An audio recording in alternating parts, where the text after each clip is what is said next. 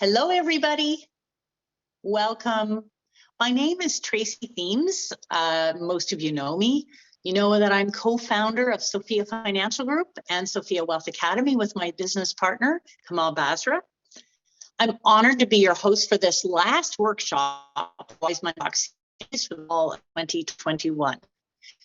Most of you know that Sophia Financial Group, a full-service financial plan investment management firm. We're located on Vancouver, BC's west side. We're dedicated to delivering excellence in holistic investment management and creating a platform for financial inclusion, education, and inspiration. We believe that money is power, the power to create personal peace of mind and the power to make the world a better place. Wise Money Talks is part of our online education program delivered through Sophia Wealth Academy. Our objective is to help you gain control over all aspects of your relationship with money. As I'm sure you've learned already, money is never just about the money. So before we get started with tonight's presentation, I wanted to ask you if you could please keep your screen on. It makes this process so much more engaging, and it gives us an in-person community feeling, which is really what Sophia is all about. We welcome your questions, and we encourage you to share insights and ideas during the session. Jennifer's okay with it, but if you're shy, please add your questions and comments to the chat bar, and we can address them at the end of the session. Also, I just wanted to let you know that tonight we're only doing audio recording.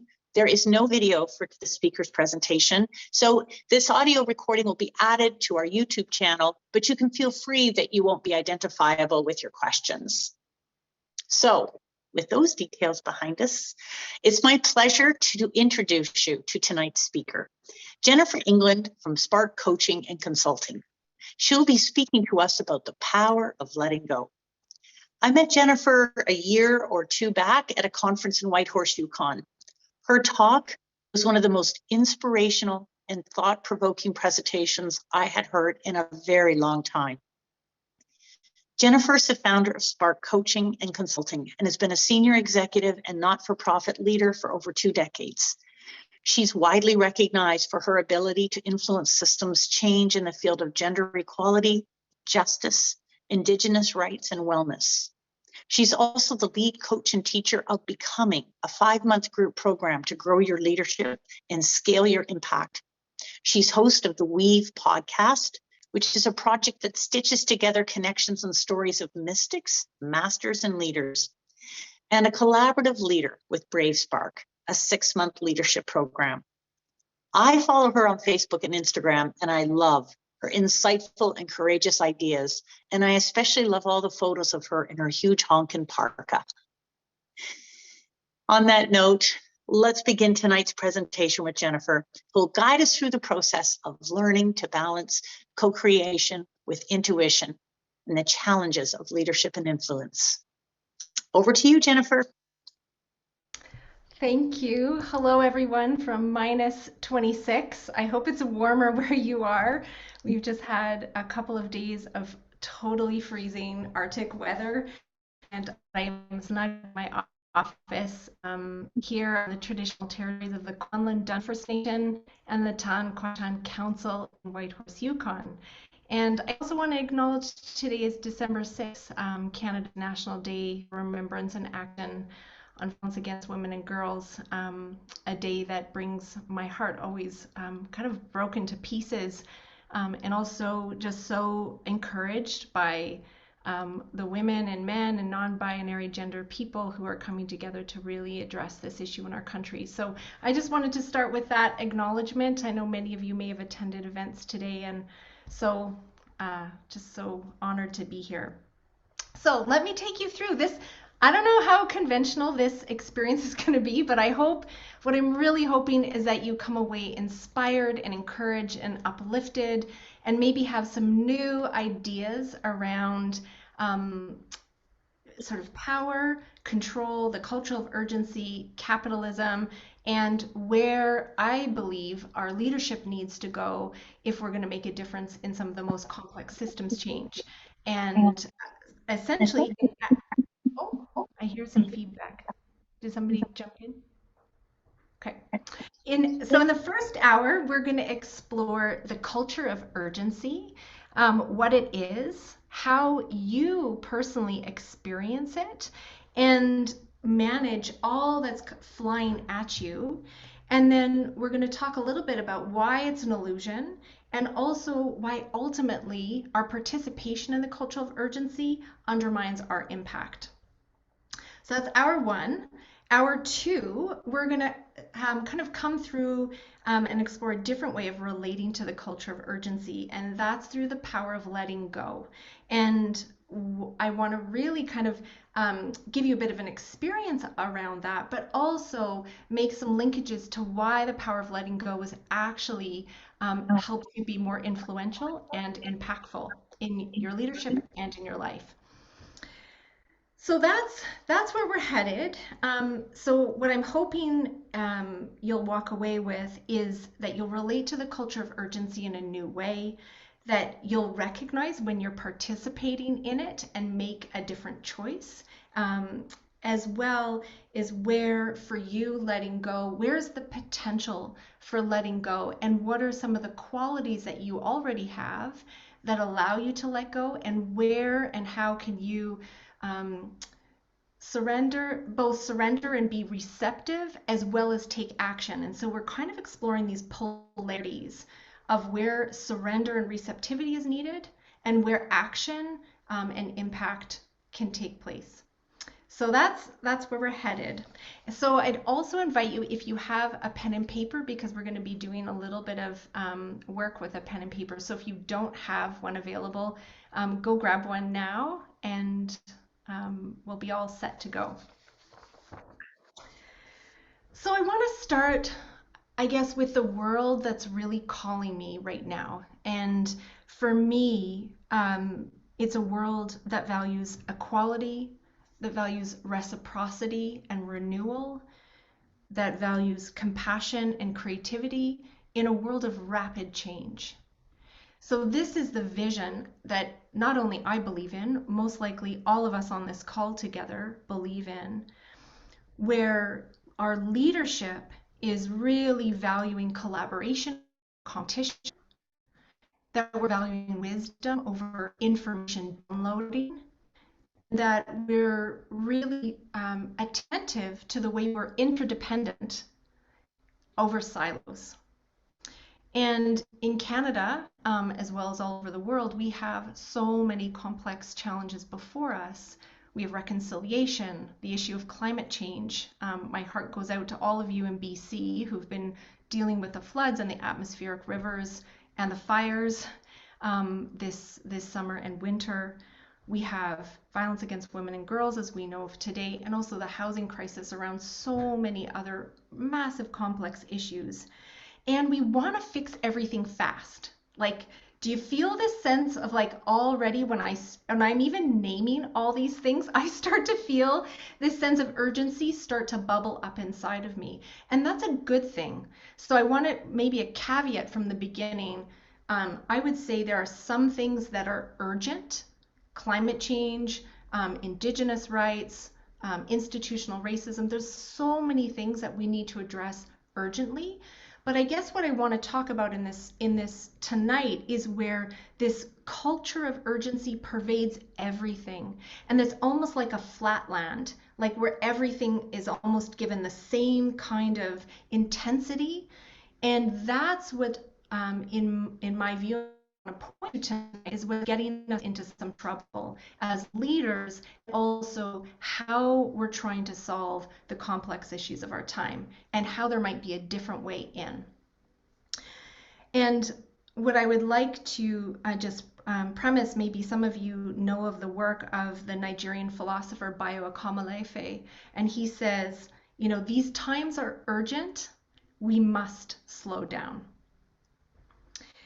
So I want to just talk a little bit about the culture of urgency. I'm going to sort of set it up and then we're going to dive into a little experience together. So for me, the culture of urgency is kind of a central way that I feel like in this hyper-capitalistic society, that we fully participate in it. And the cost of that participation in the sort of culture of urgency wreaks havoc on our bodies. It wreaks havoc on our minds and our hearts. It's almost like I was thinking about it earlier today. It feels like like a frantic orchestra that's playing together sort of on this edge of chaos where like the music, if you're listening to it, is getting faster and faster and louder and louder. And it's almost this feeling like we have to do something quickly in order to prevent disaster or prevent something from going horribly wrong. And for me, I'd love to know what fields you might be coming from. Some of you might be in the private sector, some public sector, academic, NGO. But it feels like ever since I was an academic, it felt like, in that context, it was the publish or perish, right? Like that if you don't publish, your career is going to be over. And there's all these sort of increasingly intense standards, high standards of where you needed to produce. Or in the activist field, where we feel like we need to be the martyr, where we put everyone else's needs first before our own and end up in this sort of spiral of burnout. Take that into the corporate sector where you may be working 12 to 14-hour days, and that's the expectation or norm. And even this is crept into some of feminist entrepreneurial areas with the hashtag girl boss. And I'll sort of speak to that a little bit as well, but even places where it's so-called progressive, there's still this sort of intensity around doing things fast, being uber productive in order to avert some kind of disaster. And for me, I guess, and I'm so curious to hear as we go through the night, but for many of these examples, it's almost a manufactured sense of urgency. And it's asking us to step productivity and problem solving in order to deliver and sometimes to prove how really good we are. And where does this, so that's a little bit of this terrain of urgency and or the culture of urgency, and where does it come from? And many different places, but I think one of the ways where it's coming from is that you don't live with uncertainty, and when the future is uncertain, like now, like I don't think I've been at any place in my life where I have felt um, more uncertain and more unclear about where the world is taking us. But often when the future is uncertain, there's a risk that the things we care about could be lost. It could be our return on investments. It could be our reputation. It could be stability. It could be comfort, whatever it might be. But there's this element where this urgency is to try to prevent or control uncertainty. But it also transpires from our love affair with productivity and being busy and delivering on outcomes. And it seems to me lots of our professional badges of honor and merit are often derived from how hard we hammer and how much we sacrifice our own bodies, our souls, our family time, whether it's for work, for the company, for the project, for the deliverables, whatever it might be. So, and I'd love to, if you want to pop in the chat, like where else do you get this sense of urgency, this culture of urgency is coming from, this issue with uncertainty, our love affair with productivity. But also, it's also in the communications and technological, like think of how much changed since you were a kid. Like I used to have a landline. I'm a 75er to give you a sense of my age. And I grew up in the country outside of Alberta, and we had a landline, and it was a party line. So we actually had two households shared one phone. And I used to listen to my neighbors, and it wasn't that interesting at the time when I was young, but it was, I mean, just to give you a sense of like, that was when I was 10, obsessed with hanging out on the phone with my friends. And now we have hundreds and hundreds of news outlets, and we're pummeled in social media 24/7 with information. And so in our cultural space, we're not just contending with Knowlton Nash and the nightly news, CBC. But we have this currency, the currency of our social media and the onslaught of 24/7. The currency is urgency. So we're getting it in our social fields, not only in our work fields. So I'd love you to make sense of this for a few minutes together, because this night I want this to be a sort of a discovery as we unpack this together, and to hear where you're making sense of this cultural field of urgency. What are some of the trends you're attuned to? What are some patterns, and what might be some specific examples for you that we're living in a culture of urgency? So this is like, bear with me. We're going to do a little bit of breakout groups, so you get to know one another and actually have a conversation. So I'm going to put you in groups of 2, just for 6 minutes. You'll have like 3 minutes each, and you can riff on where are you experiencing this sense of urgency, and then we're going to just debrief that together, and then we're going to unpack it some more. Okay, welcome back, everyone. Okay, was that fun to meet someone new and kind of like you see nods, like nice to meet someone new? Okay, great. So I would love if you want to raise your hand and share, what did you discover? What was similar? What was different in your pairs? We'll just get a few popcorn style, a few folks who want to share. I'm so curious.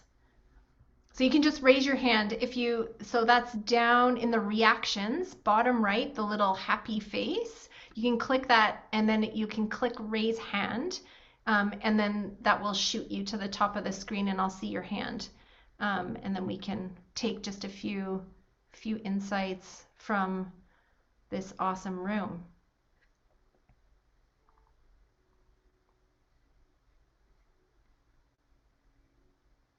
What did you discover? What was similar? What was different? This culture of urgency. What are you noticing in your sphere, in our cultural space?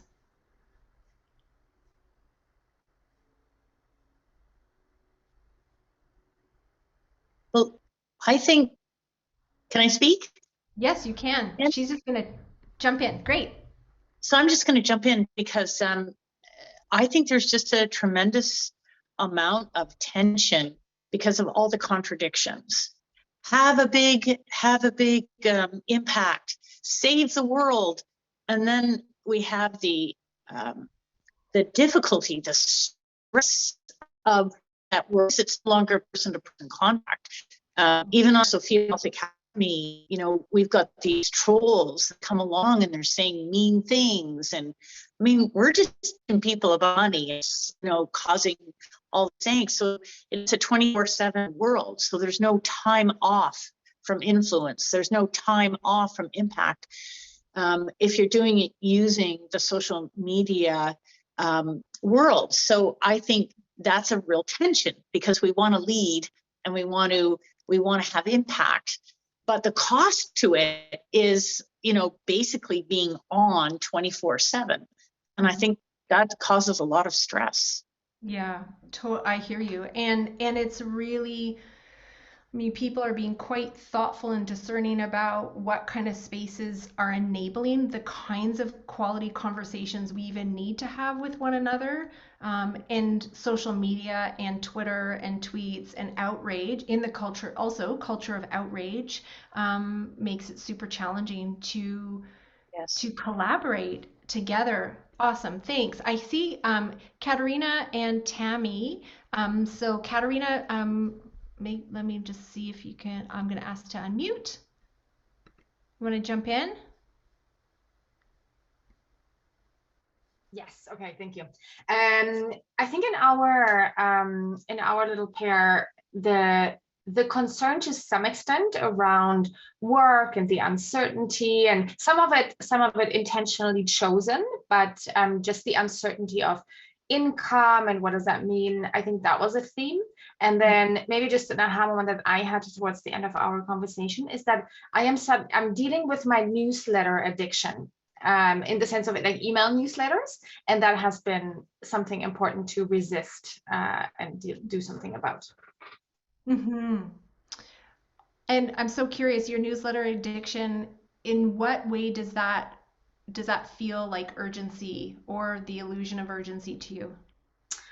I think for me, it shows that it's not a real addiction. I just really like to subscribe to all the things, and then they clog up my inbox, and then I feel the pressure of having to look at them. And there might be so many interesting things there, and then there is a certain urgency to deal with the information. It's what you were saying early on about the wisdom instead of information. I think a lot of newsletters are oftentimes just candy, and don't necessarily have a lot of content. So Yeah. yeah, it's that pressure to Great. catch up, but you obviously never can catch up. Yeah, that's great. And that kind of takes us right back to what Tracy's saying. How do you connect with people if you're always trying to catch up with like people in a distant, sort of impersonal way? Then how do you actually cultivate the quality of relationships in order to solve the problems that face us? Thank you. I'm going to ask Tammy to jump in. Tammy. Hi, Jennifer. Thank you. I was actually partnered with Louise, and we just got to chatting um, about where we felt that our sense of urgency is. Both of us, oddly enough, always felt this desire to continue achieving what's the next thing, and that there's almost a artificial expectation set on women to um, to do it all, to be the ones to run the household, to climb the corporate ladder, to make sure you're achieving everything on LinkedIn and posting on Instagram that your life is so wonderful. And that sets like a very unrealistic expectation. And we felt that we both had that connection, even though we come from two very different worlds. Yes, thank you. I totally can relate to that. And I think so many of us, and that goes to that whole piece of kind of productivity and our identity and needing to be seen, or not that always that we need to, but we feel we need to perform in a certain way in all these different roles, men too, in a different way. So I want to honor that men and women and gender non-binary people probably in some really nuanced, complex ways feel that urgency to do it all. So thank you. So I'd love to, we're going to move a little bit on. I'd love to have the first poll. So we're just going to get that up on the screen because I want to bring this from the bigger cultural perspective to you. So for you, the intense feeling that something is urgent, how does that impact your day? Rarely, sometimes, often, incessantly. Just the first poll, number one. It's coming in.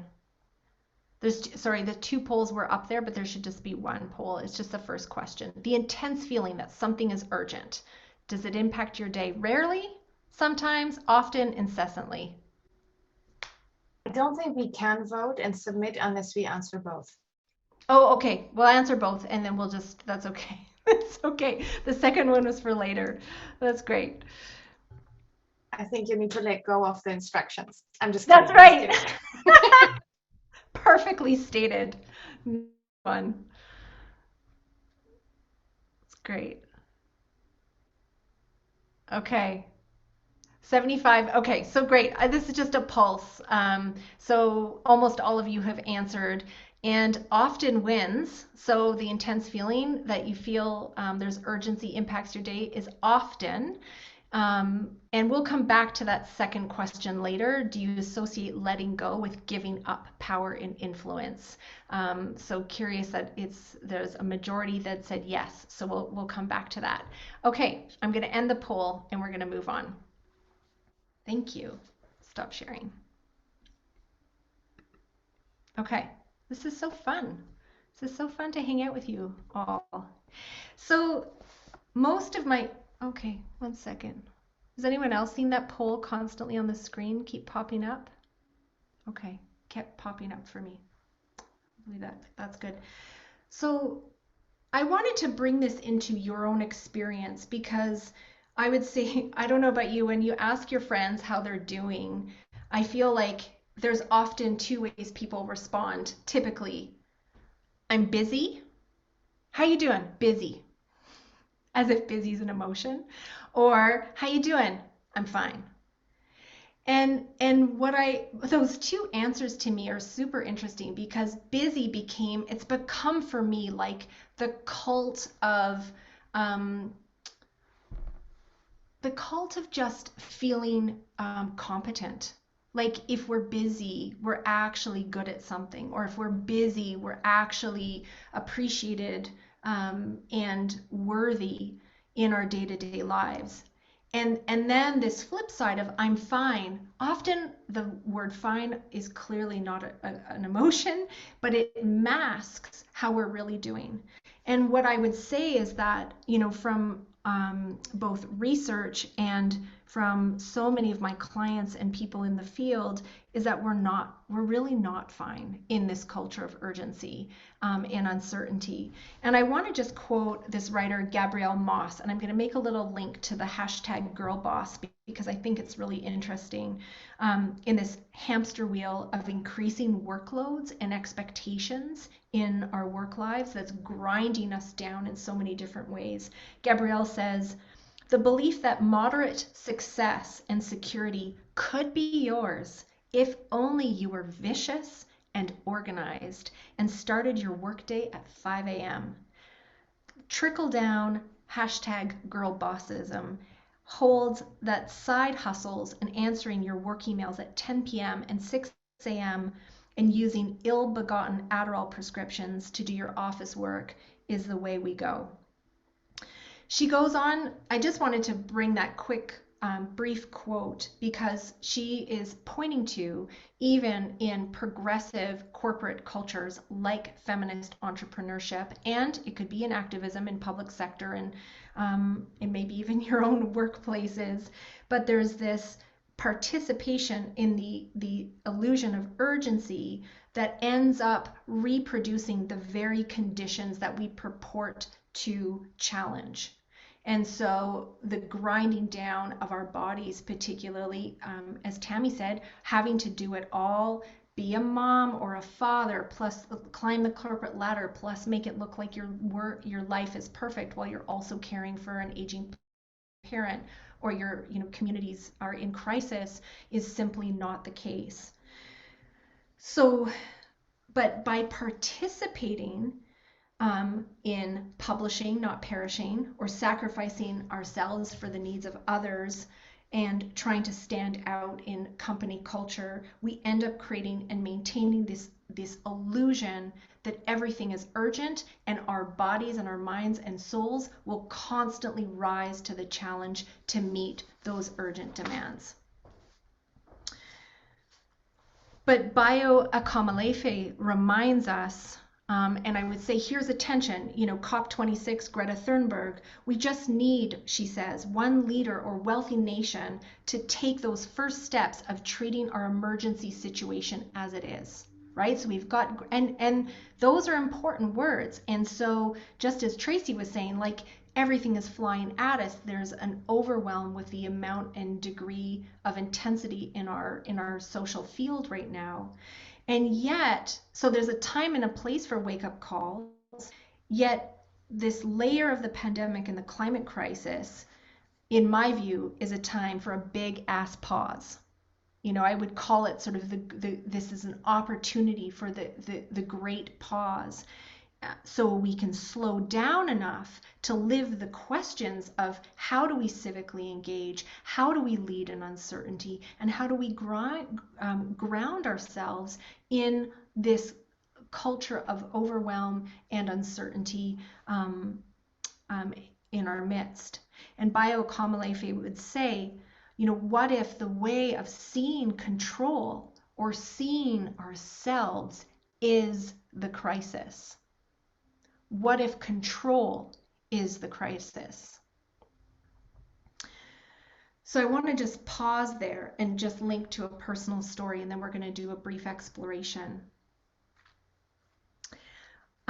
As a little baby, I crawled. I was known as a high-speed crawler. Have you ever heard of anyone who's like a high-speed crawler? It's kind of funny, but I actually crawled on my fingertips and my toes to get the least amount of resistance from the floor to get somewhere fast. This translated into when I was in my early teens, I would run around the house and run into walls. And then later, as a 20-year-old, an adventure seeker, I was always wanting to get somewhere fast. And this, my own embodied love of speed, translated well into the world of work. Whether it was grad school, whether it was nonprofit work in the downtown east side, or whether it was in executive leadership in the public sector. And even still now that I have my own company. I worked nonstop, held high expectations of myself, and brought a dedication that flowed so strongly that it undercut at times my health and my relationships. But from my perspective, I was rising to what was expected of me because this addiction to productivity and busyness and wanting to genuinely solve the world's complex problems was sort of my bread and butter. And the organizations that I worked for devoured that dedication, devoured in a way and took advantage of that love of speed and that love of service that to some degree was high on this and informed by this culture of urgency. It strengthened my sense of identity to be responsible in solving problems. And so this is my territory ever since, kind of a sweet combination of probably personality and what's in our cultural sphere and social pressures in terms of what was expected of professional women. Hashtag girl boss. But I want to just say in terms of how I experience urgency, how do I experience it in my body? I mean, for me, it sort of grips me hard. It grips me from the inside. I have alarm bells in my mind where I have to do this thing now, do it now, with taglines and key messages hurling towards me, creating this kind of spin of a panicky feeling in my chest that tells me to redirect and direct all my energy to that one thing. Because if I don't, there's a cost. And this sort of moment when I get kicked into that panicky feeling, I really notice I become hyper focused and my ability to expand my perception, expand my ability to relate, to read a room, to be present reduces. So what I would like to do is actually take you on we're going to do some free writing. So please get out your pen and paper that you have available. And we're going to be doing just a little bit of guidance around how do you personally experience this sense of urgency in your own body. So we're going to explore this and then go into another breakout room to share and then unpack it a little bit further. So if you've not done this before, this is stream of consciousness writing. And the only rule is keep your moving. I'm going to give you 5 prompts. It's the sentence stem, and what you're doing is complete the sentence stem until I give you the next one. Just keep your pen moving. And the power of this, so even if you write, oh my God, Jen's asking me to do this stupid prompt and I don't even know what this is for, just write that. Just write whatever's on your mind, because after you're done, you're actually going to surface a couple of beautiful gold nuggets, Yukon reference. So good. Give me a thumbs up. Just let me, I'm just paying attention. Okay, great. So you have about a minute each for these. Just grabbing my timer. Okay. So before you begin, think about a time recently where you've really experienced this felt sense of urgency in your body. Just reflect back a minute and see if you can just think about a moment could be in the last week, could be in the last couple months. You really felt a sense of urgent.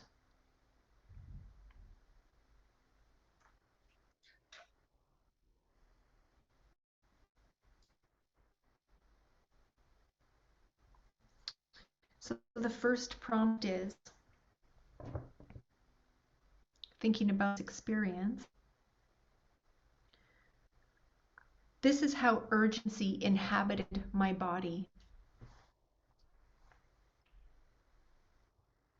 This is how urgency inhabited my body.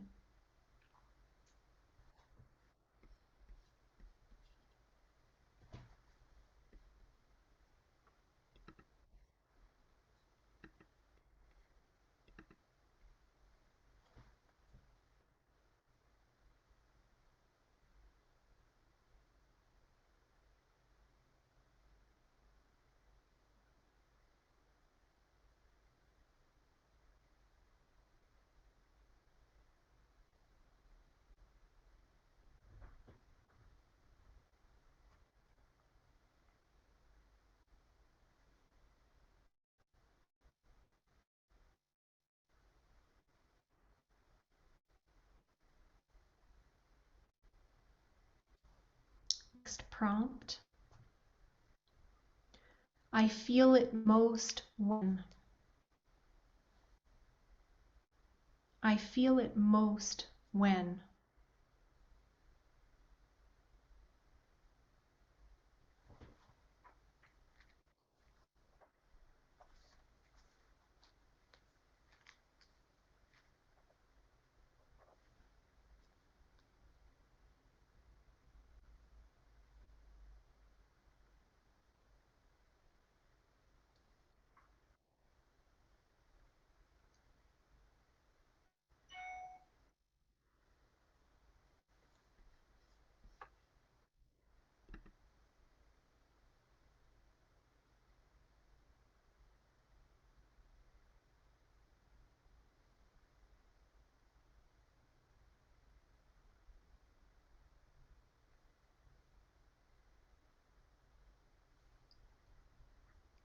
Next prompt. If I don't keep it up, then I worry. If I don't keep it up, then I worry.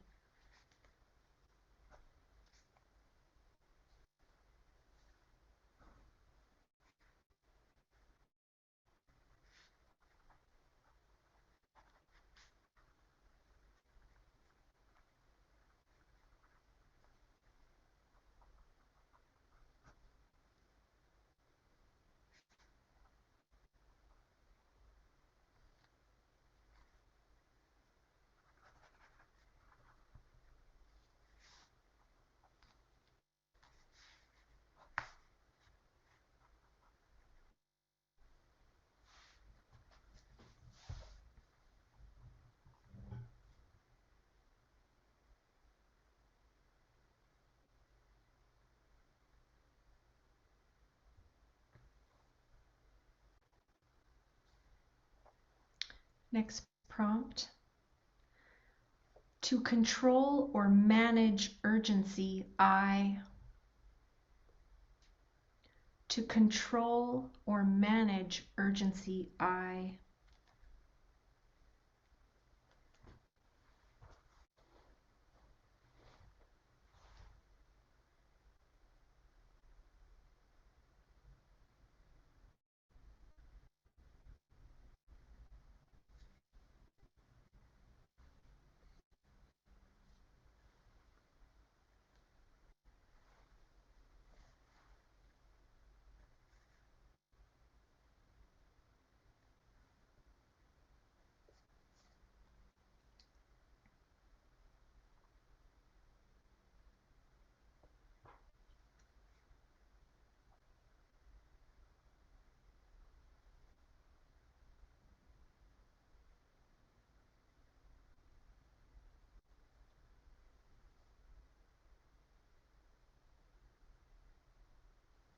And final prompt. Deep down, I know urgency is an illusion because deep down, I know that urgency is an illusion because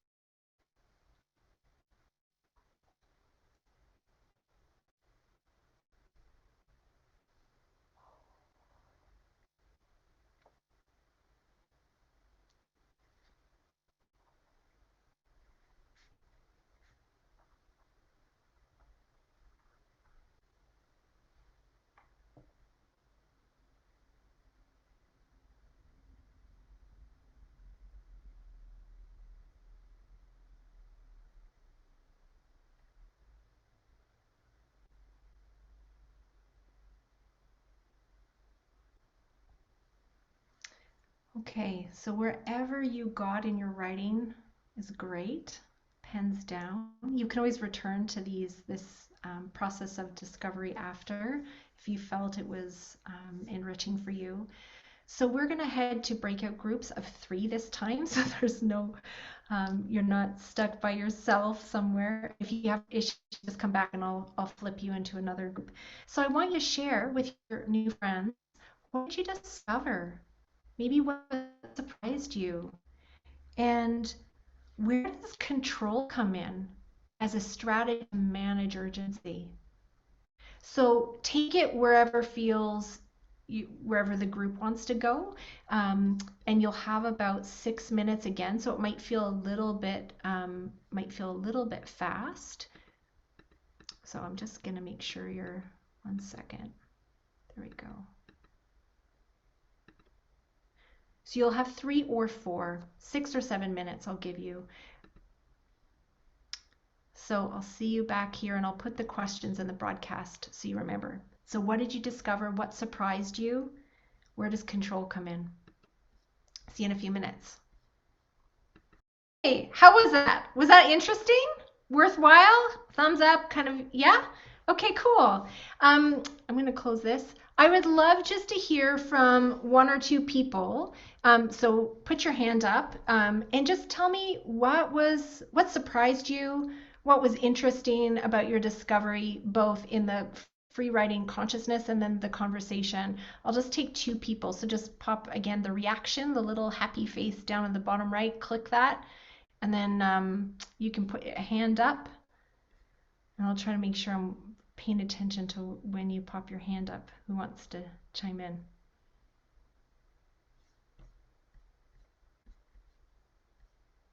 Okay, Sylvia, I'm going to ask you to unmute. Great. Hi. Hi, nice to be with everybody tonight. It's been one of the things that we talked about is that this evening has been like climbing up the steep staircase that goes up to the high diving board, and then just bouncing and jumping into the deep end of the pool. Okay. Okay, awesome. Yeah. Couple of things that we talked about is interestingly that we both had the same nickname up until 21 months ago, the Energizer Bunny. Oh, really? Yeah. Okay. How did the Energizer Bunny experience urgency? Well, the Energizer Bunny has turned into, in both our cases, the meandering turtle. Oh, Yeah. wow. You're already in hour 2 of this workshop. Because we've come to 2 conclusions, both of us. One of them is we never really had control, even when we thought we did, prior to 21 months ago, and that life was always precarious. And we never knew what was going to happen. We had no control. But having to slow down, like you say, the great pause, we've stopped dancing so fast enough for it to catch up with us so that we really get it. Yeah, great. And that's been a really powerful experience. Yeah. That we never had the control in the first place, ever. Yeah. Yeah. And that the second thing was that our primary purpose and focus was self-care. Mm-hmm. More than anything else. Yeah. And so that was another big piece of learning for both of us. Self-care is an absolute number 1 priority. Yeah, thank you so much. And just really appreciate the urgency in my belief is, for the most part, an illusion and also is control. And control is often the way we're trying to manage urgency and uncertainty. And so I love the wisdom we talked about at the beginning, sourcing wisdom and prioritizing and putting self-care sort of at the center as we move and navigate these waves of uncertainty that are relentless. So thank you. Does anyone else want to share a discovery or an insight around control, how urgency shows up inside of you? Anyone else want to share? Just scanning.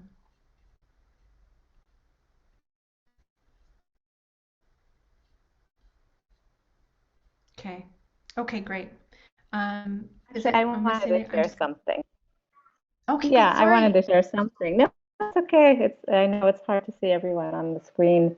I wanted to share something that actually I wrote while I was writing, but then came up in conversation. The second prompt, I feel it most, and it was really easy for me to respond to this. And it was when I wake up in the morning and start thinking about everything I need to do in the day. And then as I did that with my group, and I realized that for so long I've been waking up at like 5 in the morning because I really wanted to. I just, I'm a mother of two, I'm working full time, I have a business. So 5 in the morning is the time where I can be alone and get started with my day. And I actually really enjoyed it. Um, but I've noticed over the past couple of months, I haven't been wanting to wake up at 5 in the morning. And I wonder if it has to do with just feeling all these things that I need to do in the morning, and that's stopping me from waking up. So that was an interesting connection for me to make with this Wow. exercise. Yeah, beautiful. It's almost like the wisdom of your body knows knows like, we talked a little bit earlier about the filter, or maybe it was before we got on, I can't recall, but this filter that we have to have with social media, just right in, because it's just relentless. And what I love about what you just offered is like there's something in you that maybe you interpret it as like can be as like a bad thing, but I should want to get up at 5 and have that special time just for me. But then maybe there's just something in your body that knows it needs rest or needs rejuvenation on a deeper level, in order to not manage but work with this kind of uncertainty and all the things coming at you. Well, and I So I like how you said that because I was always thinking that it was a bad thing, but writing it here, I was thinking, no, maybe exactly what you're saying. It's my body telling me that I can't be doing this all the time, yeah. and I need to rest. Yeah, so great. Thanks so much for sharing. So what I'd love to do is just sort of wrap up this section, and then we're going to move into our second hour together. But I think control often becomes these ways that we manage uncertainty and this illusion of urgency. And the cost is often that we push ourselves beyond our breaking point. There is Gabrielle Moss's, little nod to prescription. I mean, there are people in my circles who go from getting up, caffeine, to wine at the end of the day, or like anti-anxiety pills in the middle of the day, to wine in the evening, and then sleeping pills. And for a lot of women, this is actually, it's a quiet sort of secret thing for like the professionally successful individual, but it is not uncommon. And so the cost of participating and being co-opted by urgency and kind of grabbing onto all the ways that we control, we think the illusion of control, that I get all my shit together, I'm going to be so on top of the things, and I'll clear the docket, clear the list, and I'll finally have time to relax, or I'll finally have time for me. But the cost is often that our minds are overwhelmed, we feel confused, we are exhausted, we're burned out. There's always a sense that we have to fight the man or the big system. And sometimes we ultimately distrust our own barometer around where and how our bodies and our hearts and our minds actually what is most needed. And so I want to just quote, I'm quoting him a lot tonight, Bayo Akamalefe. He says, in this time, there's actually an emergency of embodiment. So I'll say that one more time. He says, there's a call for an urgency of embodiment. And what he means by that is this invitation to slow down, this giving ourselves permission to slow down, because the way in which we're leading, the way in which we're participating in this hyper capitalist society that wants to solve everything yesterday is the crisis, is the problem. And so we're going to pivot to hour 2 together. a little bit less than that at this point, because I want to go right into the heart of our own restlessness. And I want to offer you some ideas of where and how the power of letting go is actually a leadership capacity, and where we can bring it into our lives, and give you a little experience of it and tell you a little bit more about my own story. And then we'll get to a place, we'll talk a little bit about influence and impact, and then we'll open it up for questions, and then call it a night. So I would love us to do a couple things. One, explore some assumptions about this power of letting go. And in the first poll, the double poll that you got at the beginning, the poll was, do you associate letting go with giving up control or influence? And the majority of you answered yes. So about 78% of people answered yes to that question. So that's super interesting to me. So I'd love to hear, like, if we could crowdsource, you can play with me in the chat. Just feel free to kind of pop some ideas in the chat. I would love to know, what are some negative assumptions that we make about letting go? Like, what are some things? What are some assumptions? Pop it in the chat. What's the first thing that comes to mind when I say, just let go? Just let go. What comes to mind? That I don't care? Yeah, great. Someone dumber than me will take over. We're weak, being left behind, lazy. Yeah, assumption that things will fall. Thanks, Kim. Assumption that things will fall apart without me. Great. Giving up, Kieran. Yeah, great. So there's something. So just noting, there's assumptions about our identity. Like, there's this giving up, that I'm lazy, that things will fall apart, both sort of our sense of identity, but also this sense of, like, it's all on me. What I'm also sensing from some of the chat is, like, it's on my shoulders. And if I just let go, something bad will happen. Yeah, they'll let me go, or I'll lose my job. I'm going nowhere, giving up. Okay, great. And there's I think it's very true that for many of us, letting go means that we have no spine, we have no plan, we're wishy-washy. It's associated with the yoga woo, just let go, just positive way, let's just positively think our way out of the climate crisis. Like, there's all these assumptions around letting go. And I would say that this comes from, in part, that we assume these qualities associated with letting go, things like surrendering, receptivity, softening. These are seen in our patriarchal culture as weak, as feminine, as typically women, and for women to participate, or gender non-binary folks to participate in a white male, this is not just gender, this is white sort of supremacist patriarchal culture, is that we need to man up and lean in. And there's all these polarities or assumptions around letting go is weak, and leaning in and manning up is how you succeed, right? Are you with me? Like, is that, yeah, sort of following my logic? And so these qualities are associated with femaleness, or the feminine aspect of leadership.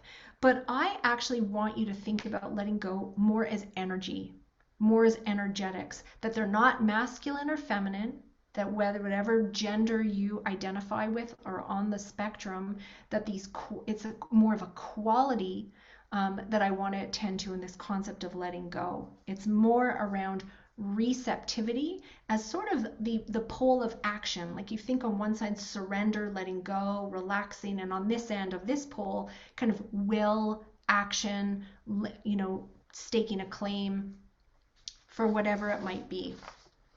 And so for me, if we believe in a creative, generous, interdependent world, one in which we can influence and impact, the qualities associated with the power of letting go need attention and need serious consideration.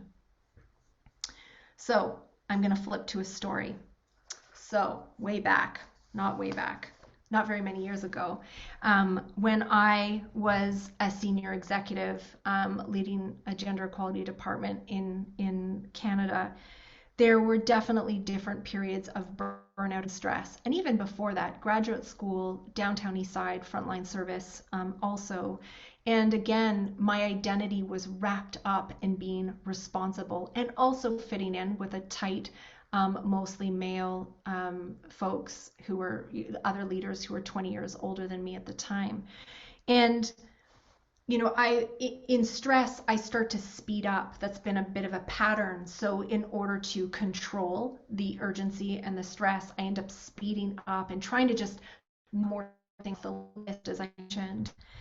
And my father would often, I have a wonderful dad, and he would often see me in my state of exhaustion, and that resulted from being in speed. And he used to say to me, Jennifer, listen, like, if you think you're going too slow, slow down. It was because my barometer for speed was so high that he would say, well, if you think you're going too slow, slow down. It's been this sort of, one of those fatherly advice. Maybe you have mom or fatherly, parental, some kind of mentor in your life that's given you advice over and over and over again. Well, this has been mine.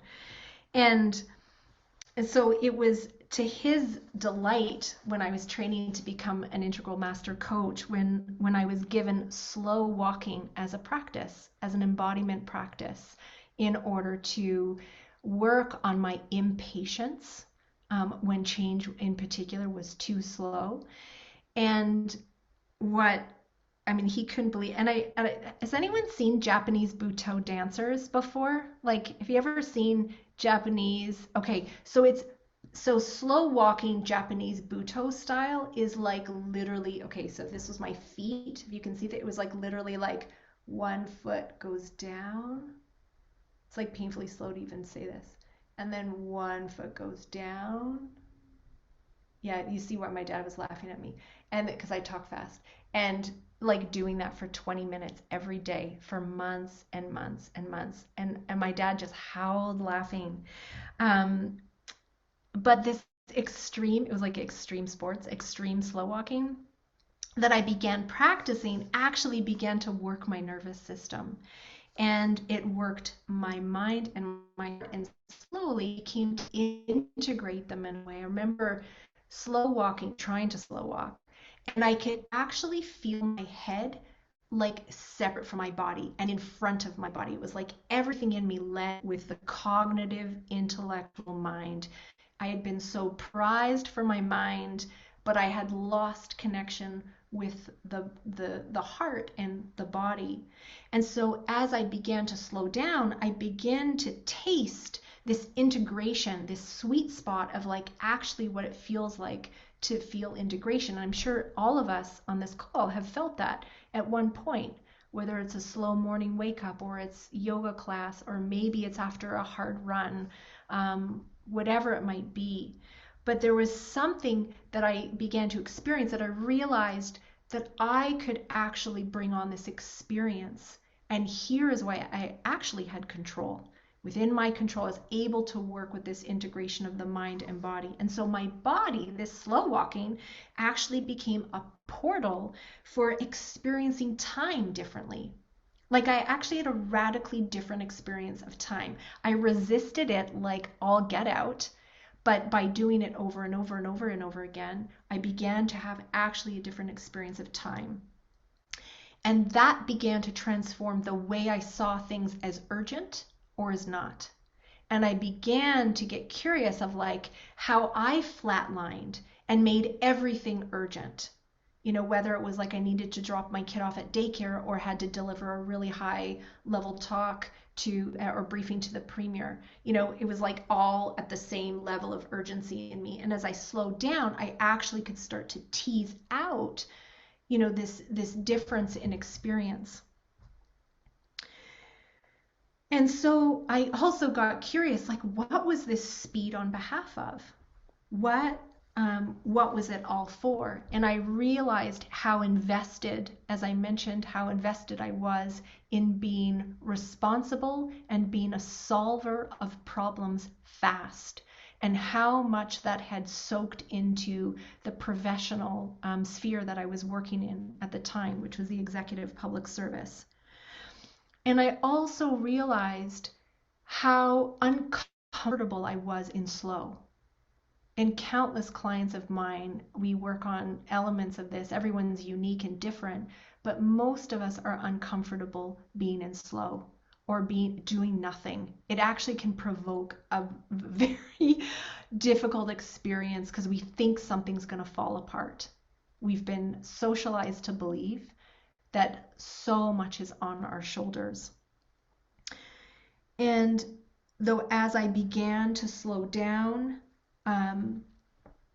I could start to see all the ways that I contributed to, in a way, poor decision making and poor problem solving, because there was an element, especially in the public sector, and same in the corporate sector and NGO. With, it's, I think for any field, there's deadlines, there's a cycle, and you need to attend and hit those deadlines, or else you don't get your money, you don't get your funding, you don't get the whatever you need to, out the door in terms of services or products. But I started to pay attention and be able to better self-witness what I could do and not do. I was noticing that, in my intensity and my urgency, I couldn't read a room as well. I learned that when I was listening with an attachment to an agenda. Sometimes I was forcefully advocating for my issues at the expense of others. So slowing down actually helped me let go of an attachment to ego, but also to aspects of my identity that I had cultivated and seen as sort of the prize in this hyper-capitalistic society. So some of the benefits, as I started to let go more, again, letting go through the body. This was my teacher. The body was the teacher.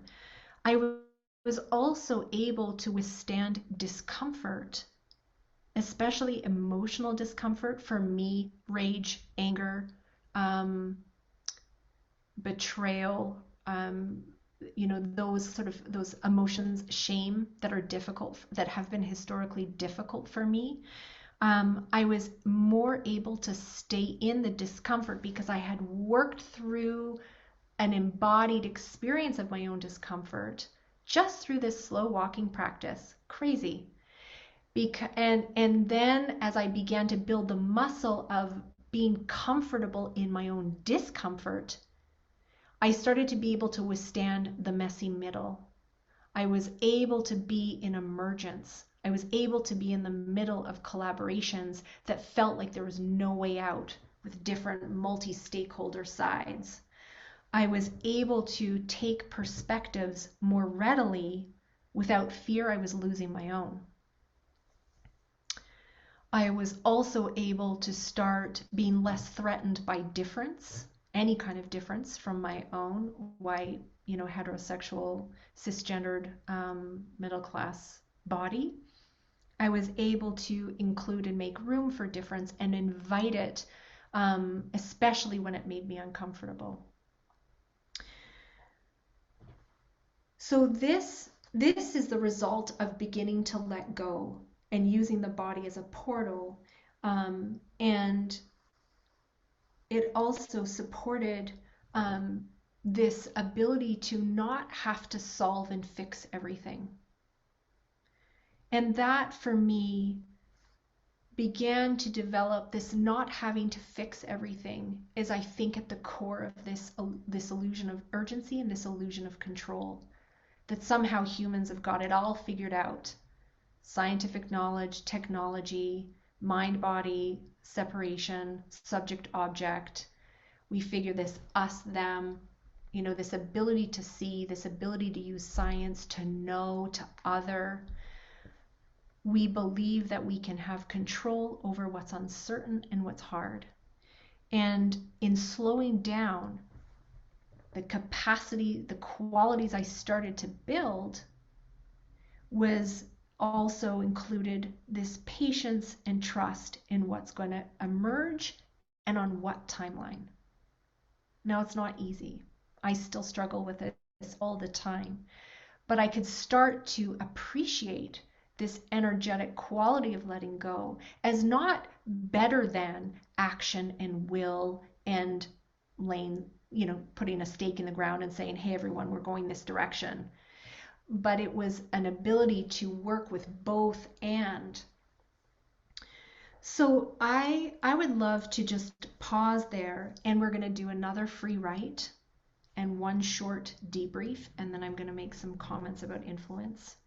So grab your pen and paper. I'm going to give you just 4 prompts, so just 4 more minutes. And I'd love to explore an experience you've had in the last year where you've let go. So bring to mind kind of the most poignant moment for you where you feel like you let something go. Could be a project, a role, an identity, a part of who you are. Maybe even just an expectation of what you thought the future would look like, what Christmas was going to be like, how nice family was really going to be, whatever it is. Think about a moment that you let go of something, and with that in mind, answer these prompts. So the first prompt is, my most powerful letting go moment in the last year was. My most powerful letting go moment in the last year was.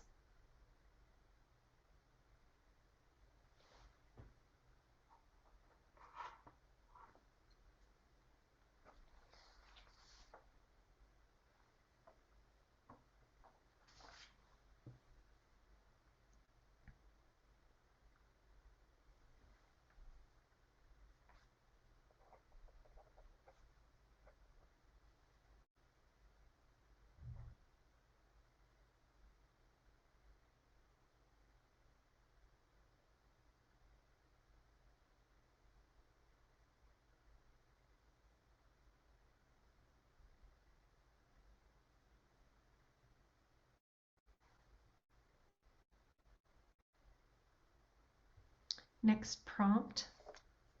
It wasn't easy. My resistance to letting go looked like. It wasn't easy. My resistance to letting go looked like.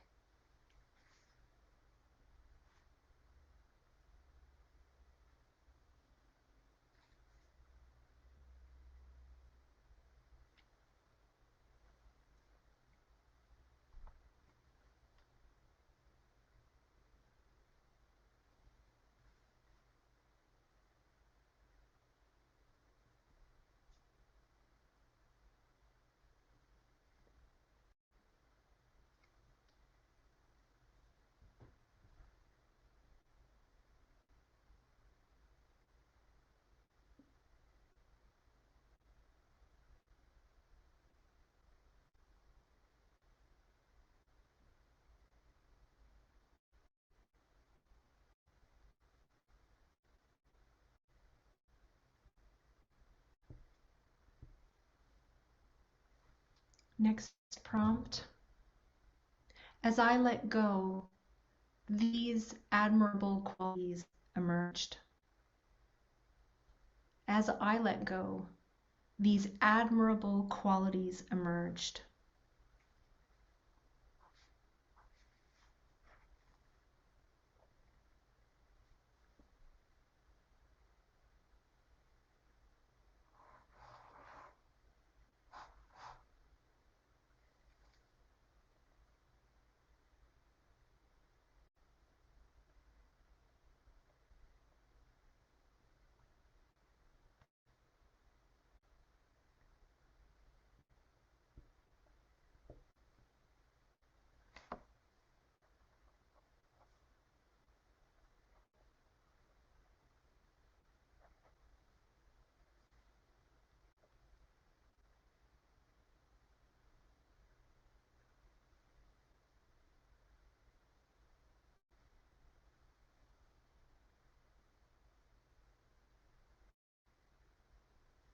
The last prompt. By letting go, I was able to influence. By letting go, I was able to influence.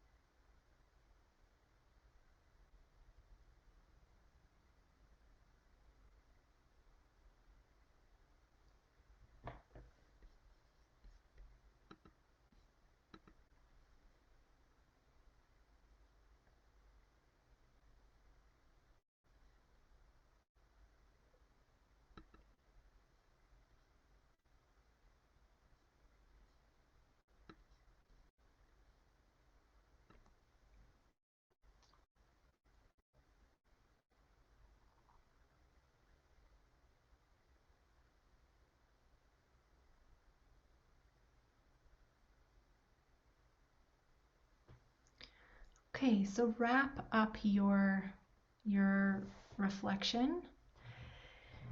So we're going to do one final breakout group, and what I'd like you to explore, you don't need to share your moment of letting go. You don't need to give context, but what I'd love you to share is just what did it open up?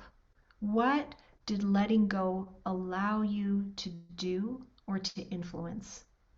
So that's all, just crowdsourcing with your partners, just very briefly, and I'll pop that into the chat. You'll have just 5 minutes, so it's really lightning round, just really briefly. What did it open up? What were you able to influence by letting go? Good? Okay, last time. I'll see you in just 5 minutes. I would love to hear just from a couple of people who would love to share. What did letting go open up? What were you able to influence? I'm curious. I'll just take 2 folks, maybe someone who hasn't spoken yet. If you want to pop up your hand.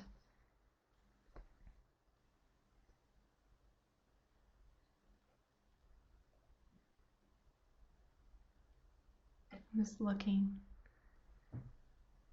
I don't see anyone's hand up. Does anyone want to jump in?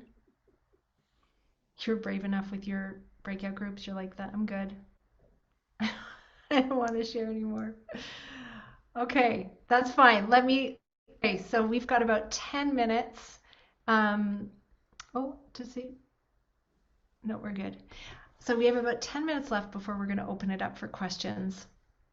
And I want to talk to this concept of influence and why letting go is actually central to being able to influence and have impact in your leadership and in your life. So we often assume that being able to influence change means you have to be a decision maker. You have to be in the power room. You have to be in the inner circle. You have to be at the top of the hierarchy, or at least high enough in order to make change. But influence is not power over. And I think if we look at examples through time, whether it was when I was 13 and the Berlin Wall came crashing down, still remember that night of everyone smashing it, this massive concrete wall with hammers and kitchen knives, or whether it's the Friday strike for climate that Greta started all by herself with a poster, or whether it's Idle No More or the Me Too movement, Black Lives Matter, whether it was even the power of the Reconciliation Commission in Canada. So, we don't have to be in places of positional power in order to have influence. And I'd love to offer you actually a new way of thinking about influence entirely. And when you work with etymology, the root of a word, sometimes some really magical things happen. And influence comes from the Latin root influere, which means to flow. And it means not only to flow unidirectional, from me out, but it also implies that there's a flowing in. So to influence means that there's a dynamic exchange.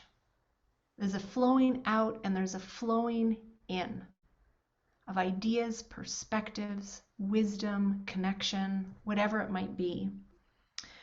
And so it describes what I love about this way of thinking about it is that it's not only our ability to create change, but to be receptive to change, to being receptive to being influenced, which means that there's some capacities there that I need to have if I'm going to be influential in this way. And if I'm going to be receptive, it means I need to let go. It means I need to have some degree of a capacity to surrender, to soften, and to receive. And when I think of influence in this way, all the cliches, I actually used to hate the word influencer. It's too Instagrammy, which is not my thing, even though I am on it, but reluctantly. But this idea that influence is not so much about how many likes I have, how much I can get people to copy me or to do what I do or to think what I think. And it's not about positional power, identity, or formal role or for title. But it's about, and I'll quote scholar and organizational change thinker Julie Diamond. She says, our ability to influence others depends on being able to gain the respect of others. Respect cannot be taken. It has to flow freely from the hearts of those who follow. And so what you discovered, I hope, in your breakout group around the power of letting go is that there's an element of exchange. There's a willingness to humbly remember that we can bring our best and we're ultimately not in control. So for me, this is the invitation for all of us right now in leadership is to let go in order to let come. And that is actually from MIT professor Otto Scharmer, whose work, Letting Go to Let Come, is based on this idea that the future emerges when we don't reproduce the past, but we get still enough, we get quiet enough, we get slow enough to be in the discomfort of not knowing what's next, and to have the capacity to trust that what is needed to emerge will emerge with all your gifts and all your fucked upness and all our questions that drive us. And so a couple of good examples of where I see people letting go to let something else come is the incredible work of Resma Manickam. If you have not heard of him, in the book My Grandmother's Hands, it's made one of the New York Times bestsellers for the last, 36 weeks. But he's thinking about abolishing white supremacy using the body, through the body, not through more diversity training. Yes, that's good, and policies in diversity training, inclusion, but with the body. So he has let go of our attachment to trying to solve and address the issue of racism through a solely sort of policy-driven perspective, and actually embraced the body as a way for white folks for unlearning white supremacy in our bodies, working through it, and for he calls bodies of culture, is how he refers to BIPOC folks, working through the oppression and the experience of racism on bodies of culture. So that's just one example of many where there's a letting go of an old way in order for something new to emerge. And this is where co-creation, this is where collaboration becomes possible to solve the most challenging problems of our times, and where true magnetism and true influence actually comes from. It's not my ability to power over, to be right, to get into the center spaces of power and positionality, but actually to live on the edges of experimentation and to to practice my own self as instrument, my own ability to make change by actually slowing down enough to let go enough that I can actually experience mind-body integration and sit in the discomfort of whatever I find most challenging, because it's only through that we're going to be able to come together. So I had lots more to say, but I want to stop there. I have an integration worksheet for you too that I think Joanne will put in the chat. So for those of you who want a practice and you actually want to put some of this insight into practice, you can just click. We'll put it up here in a minute. You can click on the link and you can get a worksheet from me to support the integration from our work together tonight and get access to a practice. There it is. So the Power of Letting Go worksheet, if you want access to it, you can get it there. So with that, maybe I'll just stop here. That's a lot. And I know somebody mentioned, maybe Sylvia, like right into the deep end. So thank you for just trusting and letting go of whatever attachments you might have had for this evening to dance in this uncertainty with me. And I hope that you've come away with some new ways of thinking about the culture of urgency, the ways in which you relate to and sometimes try to manage and control that experience, and then some gems from an experience where you've let go, and some qualities that you already have that are getting stronger in these very tested times, and how you can use that to influence and lead as we go forward in 2022. So thank you so much for joining me. Thank you, Tracy. Thank you, Joanne and Erin. And I think, yeah, we'll just open it up for questions. And if you have to go, that's okay too. Thank you.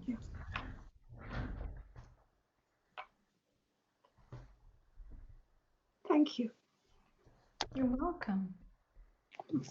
Yeah, feel free to just pop if you want to just put your hand up, and hopefully I'll see you in the queue, and we'll be able to have some time for chat. Thanks, Tammy. Thanks, Hazel. I like that question, Joanne. How do you what was the question? It was posted in the chat. I can't see all of these screens at once. Joanne? Yeah. What is it in the chat? How do you claim your power and let go at the same time? Yeah. Awesome. How do you claim your power and let go at the same time? I think so. It's remembering that surrender, like the qualities of letting go, surrender, receptivity is one end of a pole. Claiming your power, setting boundaries, fully owning your perspective, taking a stand for something is also really important. And so it's never for me an either or. Sometimes you have to set a boundary to let go. Sometimes you have to set a boundary. This relationship, this collaboration is not working for me. It's not lighting me up. Set a boundary, able to let go. So they inform one another, claiming your power, and claiming your power supports the ability to let go. And I would say here an important concept is that of integrity. So integrity, being in alignment with who you are and your own truth, enables you to influence with magnetism. If we're not trying to be someone else, if we're not trying to pretend and perform a certain identity, but we're fully in integrity in our own self, that enables influence. So there you can claim your, to me, authentic power and integrity. Also helps you then discern when and where you want to let go, where and when you decide to surrender. It's still a choice. So for me, they're interdependent. Is that helpful? Was that helpful? You can just give me thumbs up. Susan has her hand up, Jennifer. Okay. Oh, great. Susan, thank you. Hi, thanks for this. I really found it interesting. I was took lots of notes that I'll read again after we're done. But one of my observations is that when you were talking from a personal perspective of how hard you had to work personally to slow down and to let go in certain places, and that it actually took you months and a real concerted effort to apply this in your professional and I guess personal life. I'm wondering whether you've come across it in your professional life now. It sounds like you rub shoulders with some executives and you know, I guess leaders, and I'm just wondering if you've observed it in other people that there might be a coming movement, say, to slow down, or is this something that's still very rare? Mm-hmm. Yeah, great question. And I was just noticing, like, to the paradox of working hard to slow down too is so funny. But it took concerted effort, right? There's an element of, there's a tension there. I would say two things. One, I think it's rare because I think there's such a strong ways that we're socialized as women and as men to perform, and to cut off the mind body integration in leadership. It's really the mind is prioritized, deadlines, fast, productivity, speed, performance management. Like that is still everywhere. And I also see there is the fringe move, not fringe, there's a movement for slow. There's a movement, and it's not coming from the yoga world. It's coming from we need a new economic reality based on reciprocity, interdependence. We need to live the questions. I think of the podcast On Being with Krista Tippett is a good example where the kind of quality civic engagement and conversations is really dialed into that. And there are a handful of leaders I work with that it's fascinating, are coming to me, not Jennifer, can you help me be more productive? Can you help me regain a sense of meaning? Can you help me tie into a passion that I've lost? Can you help me be my authentic self at work? So there is this attention and interest in that, and an understanding. Sometimes it's unconscious. It can take some time that I am actually co-creating being in speed, being in urgent, being in, performing a particular professional identity that's no longer serving me. And I think the pandemic has brought that home to a lot of people. Yeah. So both and. Oh yeah, Butoh. Yeah, Butoh dance. True fact, I once performed it once. Hmm? Very slow. My husband was terribly bored. Okay. Other Is questions? that it for questions for everybody? Well, Jennifer, you've given us so much to think about.